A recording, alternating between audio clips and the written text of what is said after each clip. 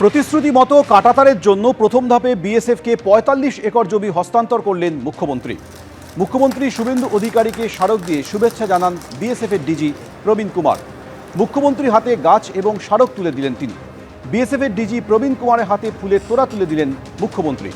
সীমান্তে কাঁটাতার দেওয়ার জন্য জমি হস্তান্তর নিয়ে এদিন নবান্নে বিএসএফের ডিজি প্রবীণ কুমার সহ সীমান্ত সুরক্ষা বাহিনীর উচ্চপদস্থ কর্তাদের সঙ্গে বৈঠক করেন মুখ্যমন্ত্রী। বৈঠকের পর প্রথম ধাপে কাঁটাতার দেওয়ার জন্য ২৭ কিলোমিটার এলাকা বিএসএফের হাতে তুলে দিলেন মুখ্যমন্ত্রী।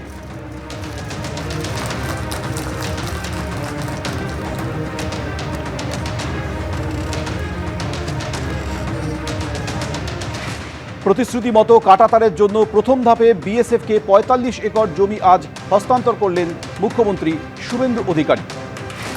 কাঁটাতার দেওয়ার জন্য ২৭ কিলোমিটার এলাকা বিএসএফের হাতে তুলে দিলেন মুখ্যমন্ত্রী।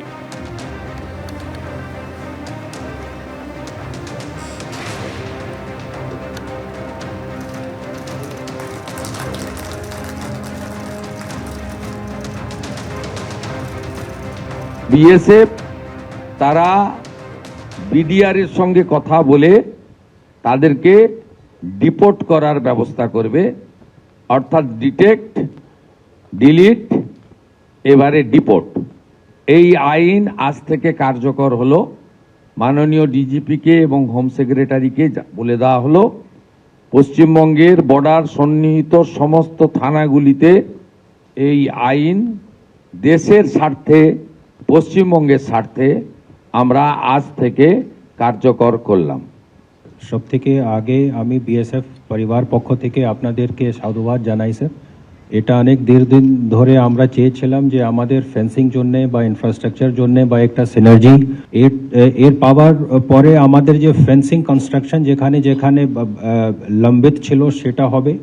যেখানে আমাদের ইনফ্রাস্ট্রাকচার নতুন বিওপি খোলা, যে বর্ডার আউটপোস্টগুলো খোলাটা ইনক্লুডিং সুন্দরবন মতন এরিয়া, যেখানে আমরা একটা বিশাল জলাশয়কে আমরা ভালো করে দেখতে পাচ্ছিলাম না, ওই জায়গাটাও আমরা যে আছে ভালো করে দেখার জন্যে যে পরিকল্পনাগুলো আছে সেটা পারিত হবে স্যার। এটা নিয়ে স্যার আমাদের যে সুরক্ষাটা স্যার ইন্ডো বাংলাদেশ বর্ডারটা আর একটু সুদৃঢ় হবে এবং ন্যাশনাল সিকিউরিটি পক্ষ থেকে এটা খুবই একটা জরুরি ছিল স্যার। এবিপি আনন্দ এগিয়ে থাকে, এগিয়ে রাখে।